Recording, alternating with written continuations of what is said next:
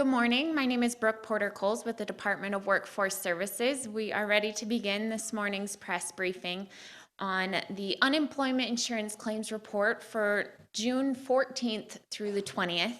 We will invite Kevin Burt up to go over the numbers and answer any questions. Kevin is our unemployment insurance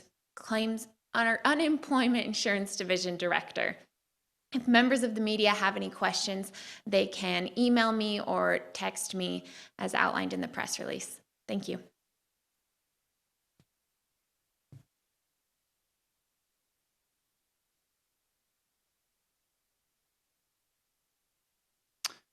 Thank you, Brooke, and good morning. So we just did the press release, and I'll go over some of the numbers for this week. Remember, this is the week of June 14th through June 20th. And so some of the numbers that stand out to me are those of the new claims. So remember, this is individuals that are filing for unemployment benefits for the first time, and that number was 4,961. That is actually higher than last week. Last week was 4,847, so that increased by 2.4%. I don't necessarily think it's an alarming number. 1 week is not a trend. We had been trending for some time, about 8 weeks, with reduced initial claims. And then we saw one increase, and then we saw a significant drop the next week, and then again we've seen this increase. It is high, though. It is telling that this pandemic, we are certainly not done with it when it comes to the health and also when it comes to the impact on the economy and unemployment. Remember, just for some context when it comes to those initial claims, during the peak of the recession, we received 33,000 claims, or excuse me, during the peak of this pandemic, we received 33,000 claims in a single week. And that was the highest by far that we'd ever received in unemployment in history. During the Great Recession, the highest we received was a little over 5,000 a week. And so this pandemic certainly hit unemployment very quickly, but it also is staying there with 5,000 claims a week. That is still at very high levels and seems to be plateauing. So even with the decreases that we're seeing historically, they are decreasing slowly. Now, to be somewhat of a hopeful herald, we do have a promising sign in the continued claims. So continued claims are an important measure because a lot of times we focus on how many new claims there were. But continued claims are the number of people that continue to file and request the benefit. And so a person that files for unemployment doesn't file their continued claim until the following week. And so what happens is it's a good measure of how many people requested the unemployment benefit this last week. And that number is down 3.711% to 84,557. And that is actually down for 7 consecutive weeks. And so what that means is the number of people that are coming onto the unemployment benefit is actually less than the number of people that are exiting the program. And so that is a promising sign. 84,000 is still incredibly high. It is, in fact, almost 900% higher than what we saw in 2019. But 2019 was historic lows as well. So during 2019, we averaged about 9,000 continued claims a week. So 85,000 is very high.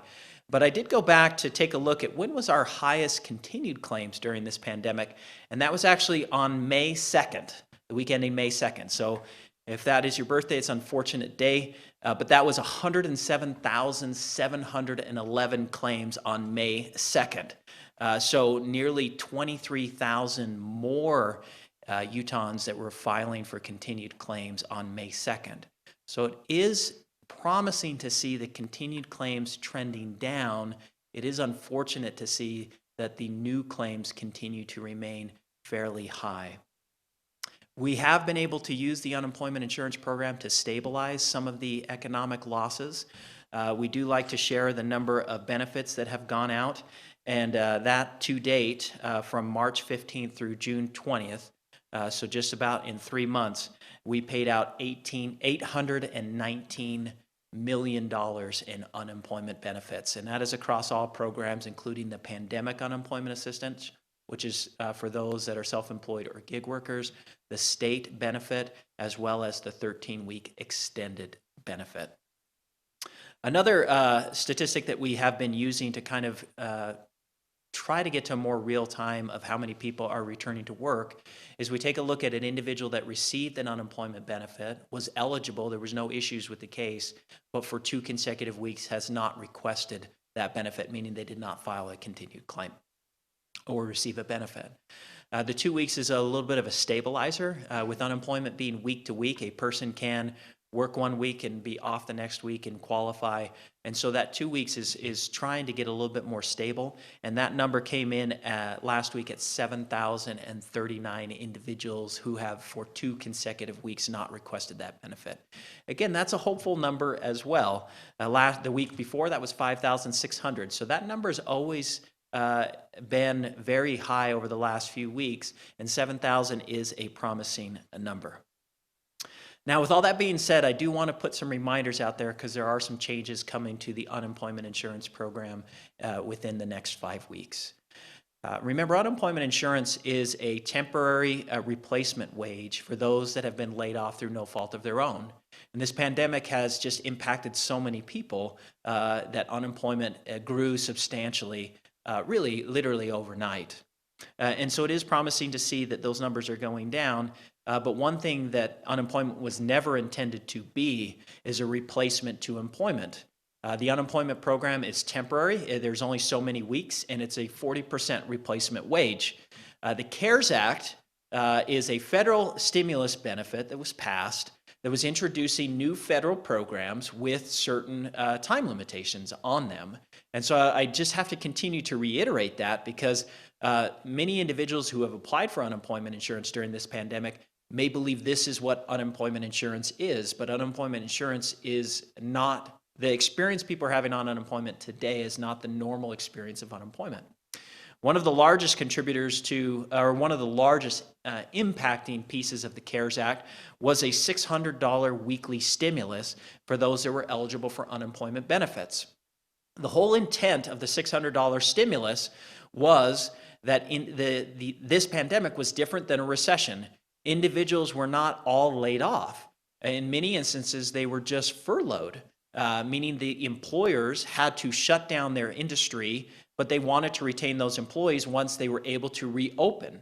And so there was a stay home, stay safe, or excuse me, stay home, stay safe requirement.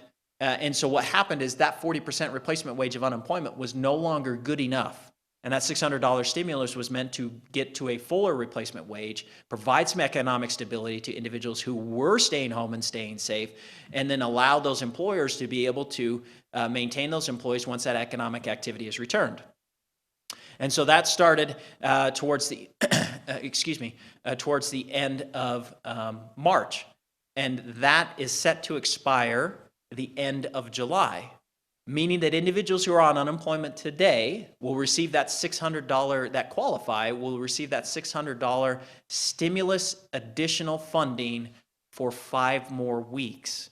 And then after that, the unemployment insurance program will return to a 40% replacement wage. So it's not that individuals will lose eligibility for unemployment. They can continue to get it if they remain unemployed through no fault of their own, but it is at a 40% replacement wage. And you'll see a significant reduction in those benefits. The other programs have a different timeline. The Pandemic Unemployment Assistance Program, which is the unemployment program for those that are self-employed or gig workers or not eligible for your state unemployment benefit, that has a sunset date of December, the end of December. And so individuals can remain on that. As well as the extended benefits. So remember, as I mentioned, unemployment has a time limit of how many weeks you can be on it. The CARES Act introduced a 13 additional weeks for those that exhaust their benefit. Those 13 additional weeks are available also through the end of December.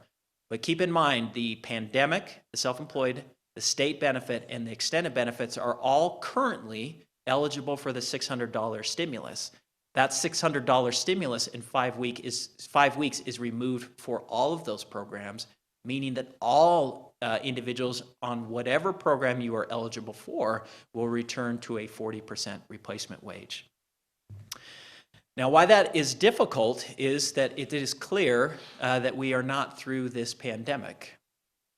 And it is difficult for some individuals or some employers to be able to bring their employees back. We are seeing some industries really thrive and grow, while we're seeing some industries not be able to return as quickly as hoped. But what I do want to emphasize is that again, that unemployment benefit change may be a good idea for individuals who are on unemployment that still are hopeful to return to their job, have a recognition that maybe that industry is not going to return by the end of July and may not return for several months. And so there are opportunities that maybe this industry is not thriving, but these industries are thriving. And temporarily or permanently, some individuals who are still laid off or are still furloughed may be a good opportunity to consider looking for those opportunities now. The reason why now matters, again, is there are 85,000 people requesting the benefit. Keep in mind those 85,000 are going to experience that same reduction in unemployment at the same time. And so there'll be a large demand for income at that time, and the competition for jobs will just grow and grow and grow as the stability found in unemployment is now lost at the end of July. One thing that I do want to highlight is that, again, some of these industries that we're seeing in the Department of Workforce Services, some industries are really growing pretty significantly. And there are opportunities, maybe not in this industry, but in these other industries. And we want to make sure that people are made aware of those. So the Department of Workforce Services is hosting our second statewide virtual job fair. We hosted a virtual job fair about a month ago, and there were 80 employers that were hiring across all industries, and it was all virtual. So it was a very safe environment for individuals to be able to go in, talk with various employers that are hiring, and look for opportunities in the market that may be different than what their history or their work history is. This virtual job fair is on June 30th. From 10 o'clock to 1 o'clock. And again, we already have 80 employers signed up to be able to talk with those that are looking for opportunities for employment. It is to fill thousands of positions, these 80 employers, and it is actually across many, if not all, of the industries. So we do encourage those that are currently receiving the unemployment benefit to sign up. The event is free. You just go to jobs.utah.gov and you will have information there. And again, it is on June 30th from 10 to 1 p.m. There are both permanent jobs, there are long-term jobs, there are also part-time or short-term jobs, meaning maybe the industry that you're working in isn't ready to come back in August, but may be able to come back in September or October. But again, employment is where you're going to find stability more than unemployment after the $600 stimulus goes away. So we just wanted to make sure that individuals understand there is some hopeful signs that the need for unemployment is dropping. However, the new claims continue to remain very high.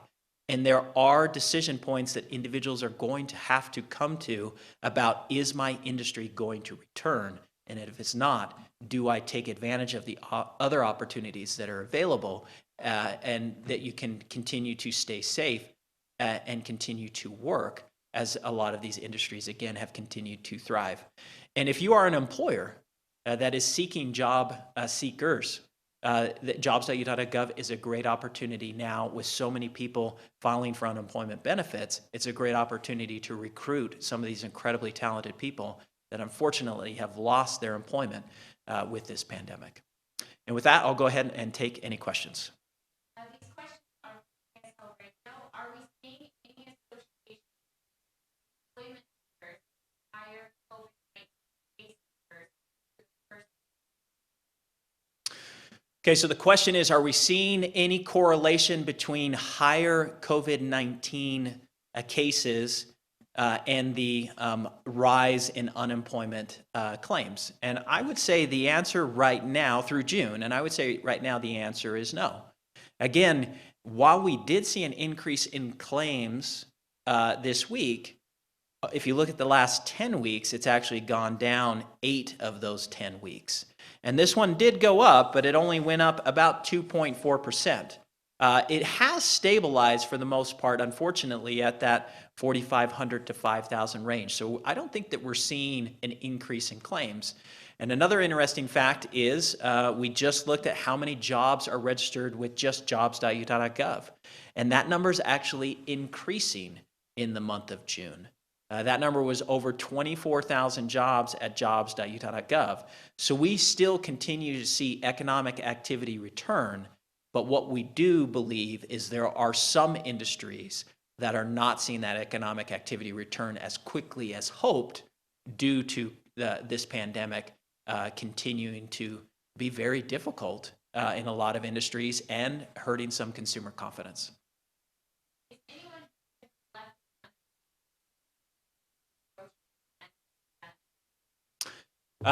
So the question is anyone that was collecting unemployment benefits reaching the end of their benefit? And the answer would be yes, there are.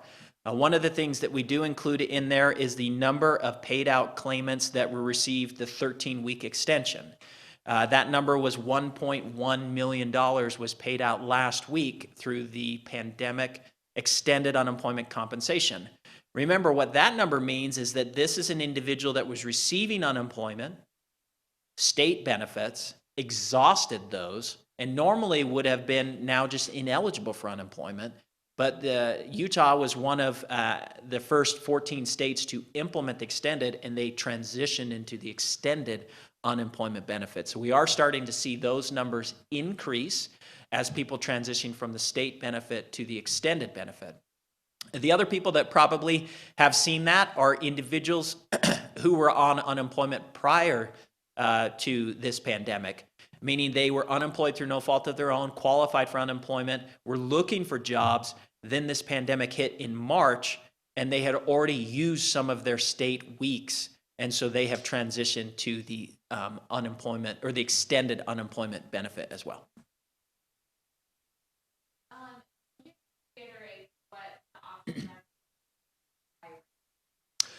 And that's a great question. So we do know that, again, we want to make sure that we communicate that we are aware that this pandemic has certainly not ended, and there still are some risks. And we want to continue to support those that are high risk, individuals who should be staying home and staying safe and avoiding as many interactions as possible. And unemployment insurance will account for that.